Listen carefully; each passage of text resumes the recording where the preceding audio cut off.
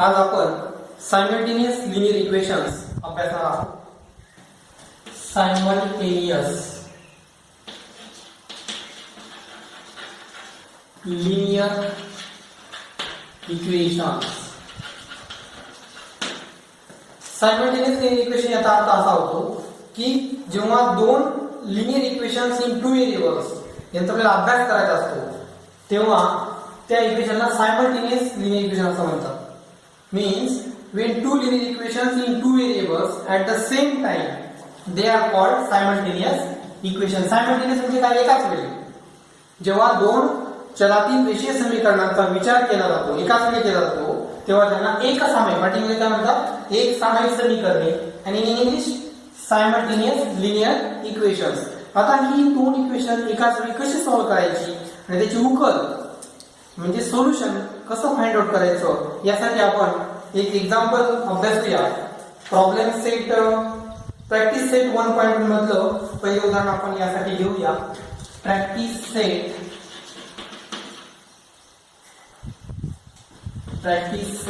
1.1 page number 4 वरती दिलेला आहे. पहिलं एक्झाम्पल आहे complete the following activity to solve the simultaneous equations. तर पहिलं इक्वेशन दिलेलं आहे 5x plus 3y is equal to 9. Equation number 1. Second equation आहे 2x minus 3y is equal to 12. Equation number 2. आता हे दोन इक्वेशन सोडवण्यासाठी तुमच्या लक्षात आलं असेल की या ठिकाणी जी सेकंड टर्म आहे म्हणजे कोएफिशिएंट y आहे, सॉरी व्हेरिएबल जो y आहे त्या y चे दोघांचे कोएफिशिएंट सेम आहे आणि टर्म आणि साइन देखील डिफरंट आहे आणि म्हणून आपण अशा वेळी इक्वेशन 1 आणि 2 काय केलं पाहिजे? ऍड केलं पाहिजे. Let us add equation 1 and equation 2. मग दोन इक्वेशन ऍड करताना ते एका खाली एक लिहून घेणं गरजेचं आहे. हे झालं इक्वेशन नंबर 1, त्याच्या खाली लिहिलं इक्वेशन नंबर 2. आता या दोघांची ऍडिशन करायची. 5x plus 2x 7x 3y minus 3y get cancelled and म्हणून काय होईल 12 plus 9 21. या ठिकाणी त्यांनी बॉक्स दिलेला आहे. या बॉक्स मध्ये आपला आन्सर आला 7. इथं बॉक्स मध्ये आन्सर काय आपलं 21. and therefore x is equal to आता 7 या ठिकाणी गुणिले x ला इकडे जाणार काय होईल भागिले 21/7 and therefore x is equal to 7 3 चा 21. x is equal to 3. आपल्याला एक उकल मिळाली. Place x is equal to 3 in equation 1. Equation 1. Equation 1 काय दिलेलं आहे 5x मध्ये x चा काय टाकायचा 3 टाकायचा plus 3y is equal to 9. 5 चा किती झाला 15 plus 3y is equal to 9. आता 15 तिकडे जाणार मायनस होईल. therefore 3y is equal to 9 minus 50. 3y is equal to किती होईल 6. 9 6 15. आता 3 तो मल्टीप्लाय करणार काय होईल divide. therefore y is equal to 6/3 and therefore y is equal to 3 2 चा 6. अशा प्रकारे दोन किमती मिळाल्या. x ची किंमत मिळाली, y ची किंमत मिळाली and therefore solution is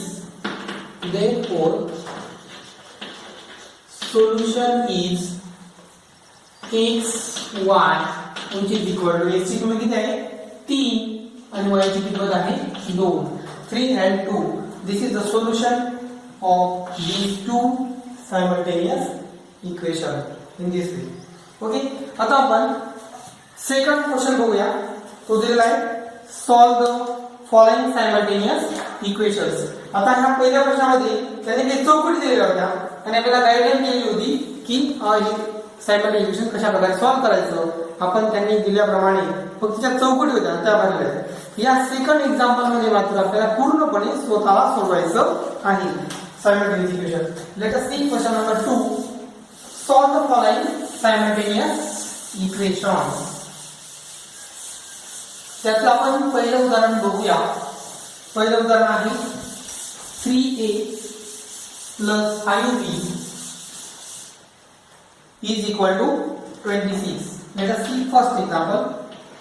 Question number 2. Solve the following simultaneous equations. First example, 3a plus 5b is equal to 26. a plus 5b is equal to 22. आता आपल्या नेहमीच्या पद्धतीने सोल्युशन याचं बघू आपण. त्यासाठी याला म्हणायचं इक्वेशन नंबर 1, हे झालं इक्वेशन नंबर 2. आता इथे तुमच्या लक्षात येईल की या ठिकाणी जे व्हेरिएबल बी आहे त्यांचे कोएफिशिएंट कसे आहेत, सेम आहेत, लाईक कोएफिशिएंट आहेत. आणि म्हणून सोपी गोष्ट आहे, let us subtract equation 1 and 2. म्हणून 1 मधून 2 मायनस करूया. 3a plus 5b is equal to 26. a plus 5b is equal to 22. Subtraction करताना याचे साइन चेंज होतील. सेकंड इक्वेशन आहे त्याचे साइन चेंज होतील. इथं प्लस आहे तर काय मायनस येईल. इथं हा प्लस आहे मायनस होईल. इथं प्लस आहे तर काय होईल मायनस होईल. आता 3a मधून a गेला किती उरले 2a. 5b minus 5b cut झाला कॅन्सल झाला. 22 minus 20 26 minus 22 किती उरला 4. and therefore a is equal to 4 upon 2 and therefore a is equal to 2.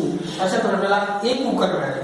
आता ही a ची किंमत जे समीकरण किंवा जे इक्वेशन तुम्हाला इझी वाटतंय सोपं वाटतंय त्यात ती टाकायची. आपण a ची किंमत put a is equal to 2 in equation 2. कारण इक्वेशन 2 इक्वेशन 1 पेक्षा सोपं दिसतंय म्हणून त्याच्यामध्ये a ची किंमत टाकली. a ची किंमत आहे 2 plus 5b is equal to 22. Therefore 5b is equal to 22 minus 2. हा 2 इकडे प्लस आहे तिकडे तो काय होईल मायनस होईल. and therefore 5b is equal to 20.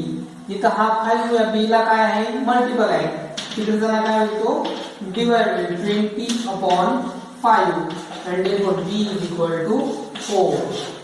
and therefore solution of the given equation is, therefore solution of the given equation is xy which is equal to ab. xy ने काय दिलेला आहे ab which is equal to 2 and 4. आता ह्या दोन simultaneous equations आपल्याला काय मिळालं उकल 2 आणि 4 मिळाले. आता आपण काढलेलं जे उकल आहे किंवा जे सोल्युशन आहे ते बरोबर आहे किंवा नाही यासाठी तुम्हाला पडताळा पाहता येतो. त्याला टॅली असं म्हणतात. जर तुम्ही या किमती कुठल्याही एका समीकरणात काढल्या, सपोज आपण इक्वेशन 2 मध्ये टाकू, या ठिकाणी a ची किंमत किती आहे 2 आहे, b ची किंमत किती आहे 4 आहे. आता याची लेफ्ट हँड साइड आपल्याला घेतली तर RHS मध्ये आपण बघूया. LHS मध्ये किती झाली आहे 2 5 4 20 काय आलं 22 which is equal to RHS. म्हणजे याचा अर्थ आपण जे सोल्युशन काढलेलं आहे ते बरोबर आहे असं आपल्याला पडताळून पाहता येतं. या तुम्ही इक्वेशन 1 मध्ये जरी टाकल्या तरी तुम्हाला 26 मिळणार आहे अशा प्रकारे. त्यानंतर आपण पुढचे एक्झाम्पल बघूया. विद्यार्थ्यांनी फटाफट नोट्स लिहून घ्यायचे आहे. म्हणजे लेक्चर ऐकतानाच तुम्ही वहीमध्ये सुद्धा फटाफट लिहून घेतलं पाहिजे. त्यानंतर आपण एक एक्झाम्पल बघू. Question number 3. 2x minus 3y is equal to 9 and 2x plus y is equal to 13. 2x plus y is equal to 13. आता त्याचं सोल्युशन घेताना याला म्हणायचं इक्वेशन नंबर 1, याला म्हणायचं इक्वेशन नंबर 2. पहिली गोष्ट. आता आपण निरीक्षण जर केलं तर तुमचं असं लक्षात येईल की x चे व्हेरिएबल्स कसे आहेत, कोएफिशियंट कसे आहेत, सेम आहेत. इथं पण 2 इथं पण 2 आहे. म्हणून आपण दोन गोष्टी करू शकतो. इथं आपण 3 ने मल्टिप्लाय करू शकतो आणि दोघांची ऍडिशन करू शकतो. किंवा आत्ताच आपण इक्वेशन 2 मधून इक्वेशन 1 सबट्रॅक्ट पण करू शकतो. आता इथं आपण लिहूया सबट्रॅक्ट इक्वेशन 1 फ्रॉम इक्वेशन 2. बरोबर, इक्वेशन 1 फ्रॉम 2. आता इक्वेशन 2 आलेलं आहे इथे 2x plus y is equal to 13 and 2x minus 3y is equal to 9. Subtraction करताना साइन चेंज होते. इथं मायनस काय होईल, प्लस होईल. 2x minus 2x काय होईल, कॅन्सल. आता इथं y मायनस 3y होणार नाही, तर y plus 3y किती होईल, 4y. कारण या y चा कोएफिशियंट किती आहे, सहगुणक 1 आहे. हा 1 आणि हा 3 किती झाले, 4. बरोबर. 13 तून 9 वजा करा, 9 4 13 and therefore y is equal to 4 upon 4 which is equal to 1. तुम्हाला y ची किंमत मिळाली 1. Place the value of y in equation number 2. Place y is equal to 1 in equation 2.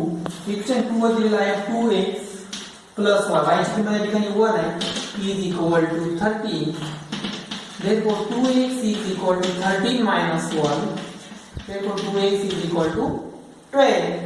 And therefore x is equal to 12 upon 2. Therefore x is equal to 6. In this way you got two values of x and y. Therefore the solution of the equation is xy which is equal to 6 and 1. 1 and 6 घेऊन चालणार. आधी x ची किंमत द्यायची, variable x, त्यानंतर y ची द्यायची. ही मात्र काळजी घेतली पाहिजे. 1 and 6 तुम्ही सोल्युशन लिहिलं तर यू विल गेट 0 मार्क्स. म्हणून सोल्युशन लिहिताना जे उकल लिहिताना आधी x ची किंमत द्यायची आणि नंतर y ची द्यायची. पुन्हा तुम्ही काय केलं, या ठिकाणी x ची किंमत 1 टाकली आणि y ची किंमत x ची किंमत 6 टाकली आणि y ची किंमत 1 टाकली, तुम्हाला RHS मिळते की नाही बघा, 30 मिळेल बघा. 6 to 12, 12 plus 1 13. In this way you can tally your answer. Now let us see next example, question number 5. पाचवा प्रश्न बघूया. पाचवा प्रश्न दिलेला आहे 5x plus 2y is equal to minus 3 and x plus 5y is equal to 4.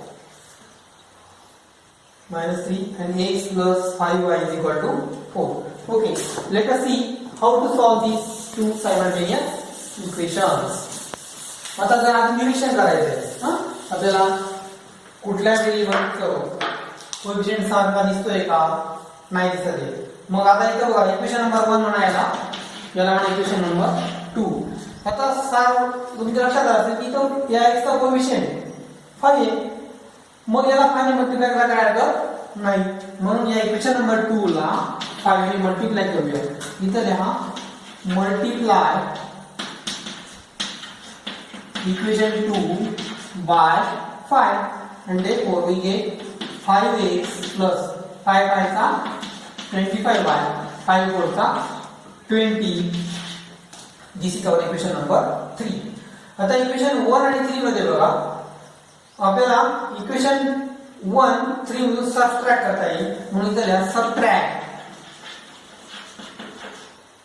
subtract equation 1 from equation 3 and therefore equation 3 is 5x plus 25y is equal to 20 and equation 1 is 5x plus 2y is equal to minus 3.